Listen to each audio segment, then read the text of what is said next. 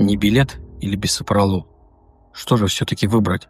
Что лучше? Какой препарат эффективнее? Препарат Нибилет, надо начать с того, что это все-таки торговое название. Действующее вещество этого препарата нибивалол. Бисопролол же может как под торговым названием бисопролол выступать, и, собственно, это и является действующим веществом. Однако есть такие препараты, например, как Конкор, это тоже является бисопрололом.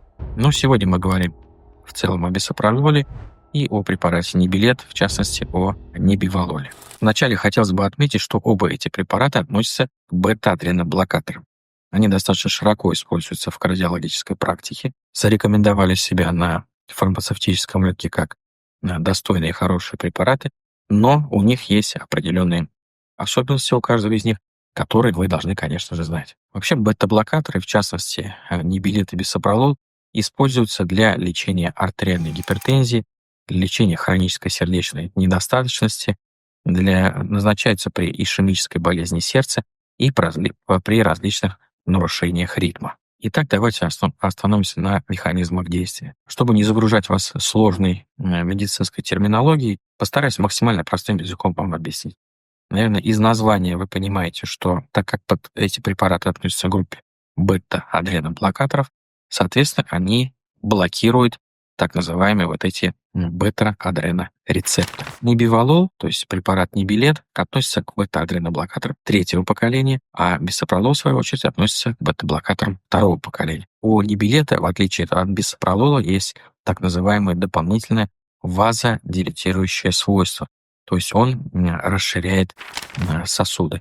В свою очередь, бисопролол, он больше влияет на сократимость миокарда, он урежает частоту сердечных сокращений и уменьшает потребность миокарда, то есть сердечной мышцы, в кислороде. Также хотелось бы отметить, что особенностью этих препаратов является то, что они практически не влияют на бета-2 рецепторы. О чем это говорит? Это говорит о том, что они не вызывают бронхоспазм.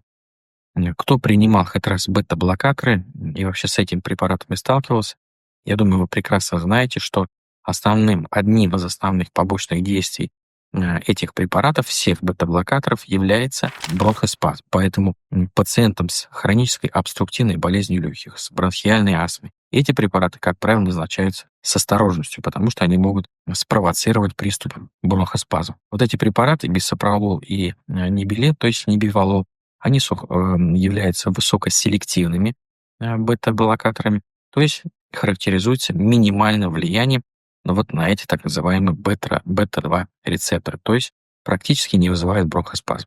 Однако небольшое влияние, конечно же, есть. Рекомендую вам подписаться на мой телеграм-канал.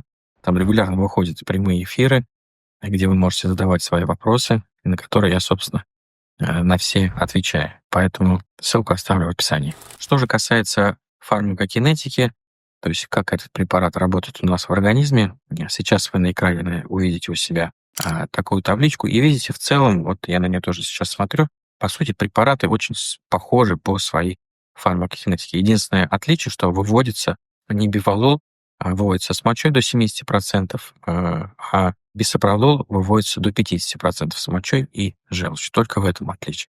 В целом они очень, конечно, похожи. Что же касается клинической доказанной эффективности этих препаратов, то на них проводились достаточно серьезные клинические исследования, которые дали очень положительные результаты.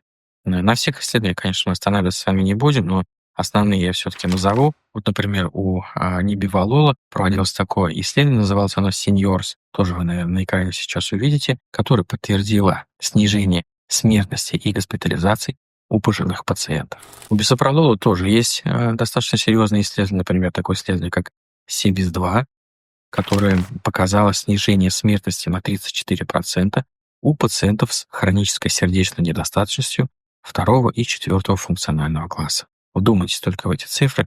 30%, на 30% снижает смертность. Это, конечно, очень серьезный показатель. Что же касается безопасности и переносимости. Оба препарата, как я уже сказал, являются высокоселективными и редко вызывают бронхоспазм. Но все-таки нибивалол, в данном случае, он выигрывает у бисопролола, потому что является препаратом уже третьего поколения. Что же касается влияния на метаболизм, нибивалол в данном случае тоже незначительно выигрывает, то есть он не влияет на метаболизм, не имеет отношения никакого к обмену глюкозы. Чего не скажешь о бисопрололе. Он может, конечно, влиять на толерантность к глюкозе, то есть может ее ухудшать. Что же касается побочных действий, основным, как я уже говорил, может являться бронхоспазм, ну и, конечно же, урежение частоты сердечных сокращений и у того, и у другого препарата. Также они могут вызывать усталость. Единственное, хотелось бы добавить, что небивалол все-таки тоже в данном случае немножко выигрывает, потому что бета-блокаторы, они влияют на эректильную дисфункцию. Это очень важно знать мужчинам. В данном случае небивалол, он, конечно, немножко меньше влияет на эректильную дисфункцию за счет оксидоазода, нежели бисопролол.